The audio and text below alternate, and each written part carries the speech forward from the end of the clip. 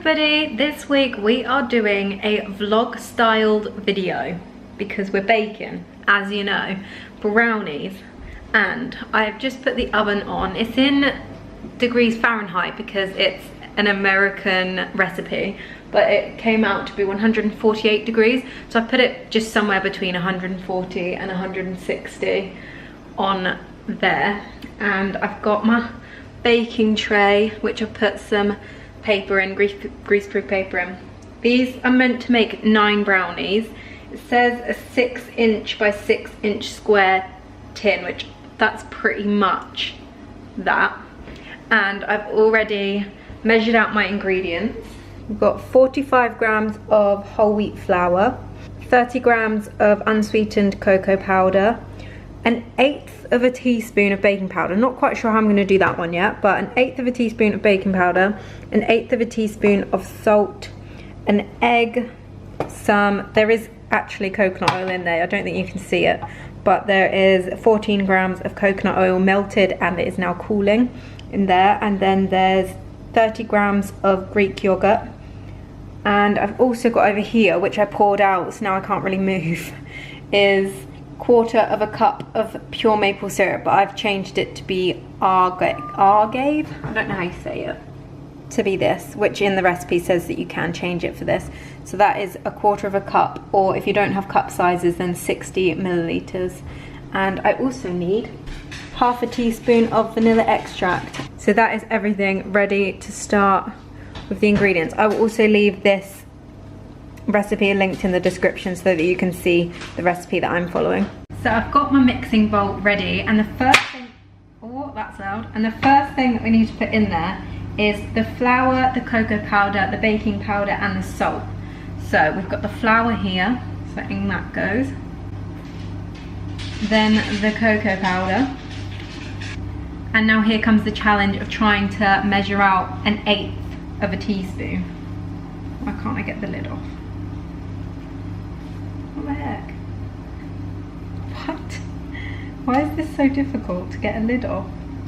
I don't quite know how this is going to go. This is how much I'm going for. I'm guessing that is about 1/8. There we go, in that goes, and also 1/8 teaspoon of salt. Which we've got this, so I'm just gonna go like that. And that should be enough, hopefully. And now that all that's in, I'll whisk it all together. And I would say that is now all nicely mixed together. And then in a separate bowl, I'll put that one there. Got another little separate bowl. And in here, we need to put coconut oil, the egg, and the vanilla. And you whisk all that together, and then afterwards you fold in or stir in, what does it say? Stir in the Greek yogurt. So we've got the oil right here going in. Got my egg. It's probably such a bad idea to crack it straight into the bowl, but we're going for it. In it goes. And the vanilla, which is 1/2 teaspoon of vanilla. In it goes. And now we whisk it up. And now we stir in the Greek yogurt. So I'm going to spoon it in and stir it through. And we've got to stir it until there are no lumps of yogurt left. I don't want to stir it too fast because otherwise it would have said to whisk it, wouldn't it?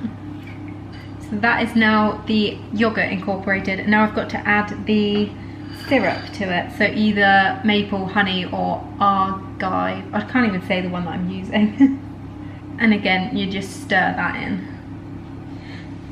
I don't want to spill it. Right, there we go. In it goes. And stir it we go. And now that that is all stirred in together, we add it to the flour and cocoa and mix it until it's all incorporated. So in it goes. And then I'll just use this to mix it. It doesn't say whisk, it says mix. So I'm just going to lightly mix it all together. Starting to think using a whisk wasn't the best idea because it's all going to be stuck on here. It's quite a thick gloopy batter. I'm not sure if that's right or not. It's the first time I've ever made these, but they look really good. So this is what the batter looks like. It is meant to come out as quite rich chocolate, which it definitely looks like and smells like. It's meant to be equivalent to like 75% cocoa, I think. But that is my batter. Now to try and put it in the baking tray. Let's move stations.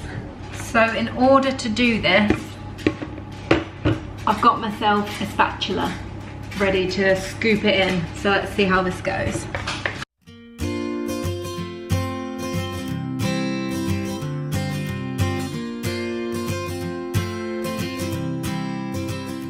So that is all of the batter.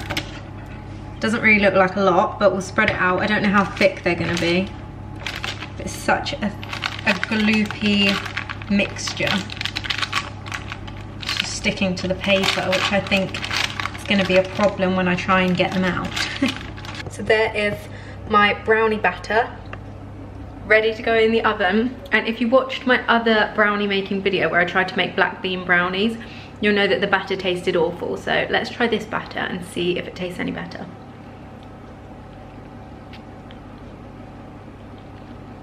So much better.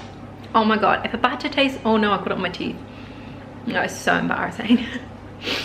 If a batter tastes good, then the brownies have got to taste good. So I am very happy with that. It does taste dark, but it like tastes a nice dark, because I'm not a massive fan of dark chocolate, but this tastes really good. And I don't think you'd need massive brownies to enjoy it because of how rich it is. So I think that's gonna make 9, like it said, just 9 nice little brownies. But I'm impressed so far. So now I'm about to put that in the oven. The oven has heated up and it goes in for 10 to 14 minutes. If you want really fudgy like brownies, it says to take them out after 10 minutes, and it will be slightly firmer brownies if you leave them in for the full 14 minutes. And then it says cool completely to room temperature in the pan and let the brownies sit for at least 8 hours at room temperature for the fudgiest texture. So not sure how long I'm gonna leave it for, but anyway, in they go for 10 minutes and hopefully they turn out okay. I'm a bit worried about them sticking to the paper because it is very sticky, but we'll see. We'll see how it goes. In they go for 10 minutes. It has been a little bit longer than 10 minutes, but I've taken them out now. They literally look the exact same as when I put them in, although it is definitely firmer on top. I'm just really hoping that they set, like, I don't know, that they taste good, I guess. But they don't rise at all, because obviously I don't use self-raising flour, it's just normal flour. So they're gonna be quite thin as well as small, but this is what it looks like. So it looks quite nice, and as you can see, it is like firm and everything. So just gonna leave it there to cool now. And we'll come back to it in 8 hours. Well, actually, will the time be in 8 hours? Yeah, it'll be 11 o'clock tonight. I think I'm gonna check them before then, but apparently got to leave them in there for 8 hours now. So it is clearly not 11 o'clock at night, but I thought I would give it a little taste. I've cut off a little excess strip, and I've also, in the process, made a salted caramel sauce, which I'll link in the description, the vlog to it. I did how to make the salted caramel sauce in the vlog and how to make the brownies in this. So I'll link the vlog below if you want to know how to make that. It's actually turned out so much nicer than I imagined it would. And it's also healthy, by the way. I'm going to try it without the salted caramel first. Oh my god. That does actually taste really nice. Right, I'm going to dip it in the sauce now.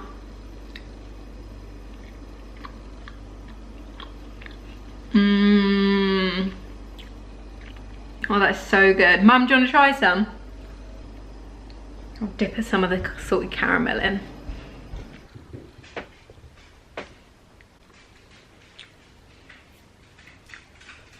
Do you think it tastes good?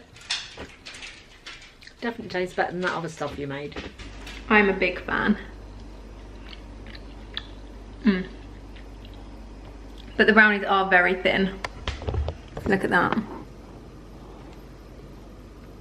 So thin, but does taste really good. So that is the end of this week's video. I have no idea why they tell you to leave it for 8 hours.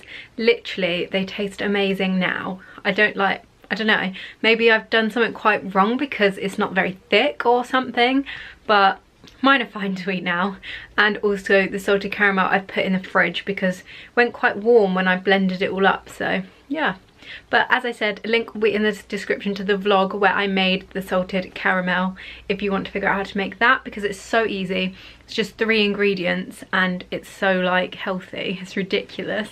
But I hope you enjoyed this week's video. Let me know what you think of this vlog style baking video. It's really difficult to do any other kind of baking video when I don't have great space to film.